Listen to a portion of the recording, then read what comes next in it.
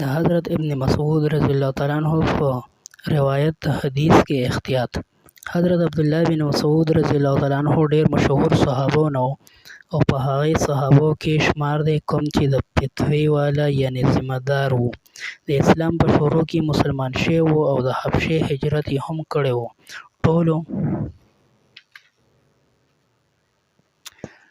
ټولو غزاګانو کې نبي علیه الصلاۃ والسلام سره شریک وو او خادم خاص کېدو په وجه صاحب النعل، صاحب الوسادت، صاحب المطهرت یعنی پاڼو والا، تکیه والا، د اوداسه اوبو والا.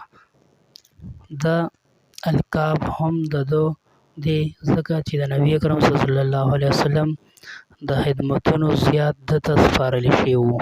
نبي علیه الصلاۃ والسلام د ده باره کې دا هم ارشاد دی: که چېرې زه څوک بغیر مشورې امیر جوړوم نو عبدالله بن مسعود رضی الله تعالی عنه به جوړوم. د نبي علیه الصلاۃ والسلام ده ته اشاره وه چې تا ته هر وخت د راتلو اجازت دی. د نبي علیه الصلاۃ والسلام دا هم ارشاد دی: څوک چې قرآن شریف هغسې لوستل غواړي په کومه طریقه چې نازل شوی دی نو د عبدالله بن مسعود د طریقې مطابق دی لولي. د نبي علیه الصلاۃ والسلام دا هم ارشاد دی چې ابن مسعود کوم حدیث تاسو ته بیان کړي هغه رښتیا ګڼئ. ابو موسی اشعري رضی الله تعالی عنه فرمایي چې موږ خلک کله د یمن نه راغلو نو ډېرې مودې پورې ابن مسعود رضی الله تعالی عنه موږ د اهل بیتو نه ګڼلو ځکه چې دومره زیات د ده او د ده د مور د نبي علیه الصلاۃ والسلام په کور کې تلل راتلل وو لکه څنګه چې د کور د بني آدم وي. خو سره د دې ټولو خبرو ابو عمرو شیباني رضی الله تعالی عنه فرمایي چې زه یو کال پورې ابن عباس رضی الله تعالی عنه څخه پاتې شوم. ما هېڅکله هغه نبي اکرم صلی الله علیه وسلم ته د څه خبرې نسبت کوونکی ونه لیدو. که چېرې به یې نبي علیه الصلاۃ والسلام ته د څه خبرې نسبت کولو نو په بدن به یې رپېدل. راغلل عمرو بن میمون رضی الله تعالی عنه وایي چې زه د هر زیارت پر ورځ یو کال پورې ابن مسعود رضی الله تعالی عنه ته تلم راتلم. ما ترې هېڅکله یو خبره نبي علیه الصلاۃ والسلام طرف ته نسبت کوونکې نه ده اورېدلې. یو ځل یې حدیث بیانولو په ژبه یې دا جاري شوه چې نبي علیه الصلاۃ والسلام دا ارشاد وفرمایو نو بدن یې ورپېد، په سترګو کې اوښکې راغلې،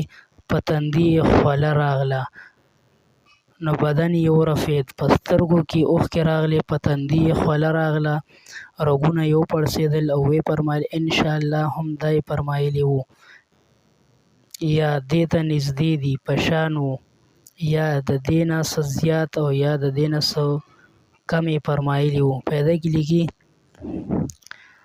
دا و د دې حضراتو صحابه کرامو رضی الله تعالی عنه احتیاط د حدیث شریف په باره کې ځکه چې د نبي علیه الصلاۃ والسلام ارشاد دی چې څوک زما له طرفه دروغ نقل کړي پکار دی چې خپله ټکانه د دوزخ کې جوړه کړي. د دې ویرې